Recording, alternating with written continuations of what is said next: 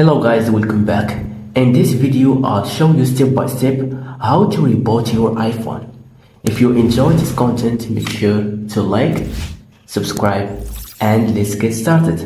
So to reboot your iPhone, the first need that you need to do is to press the volume down button and the power button at the same time, like this one.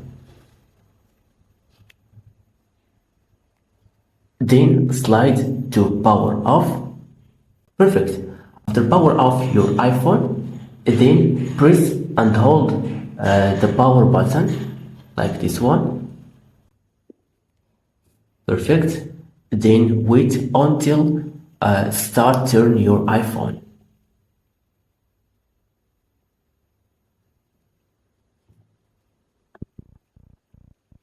Perfect. So this is how you can reboot your iPhone. Thank you so much for watching me. If you found this video helpful, please give it a thumbs up and see you to the next video.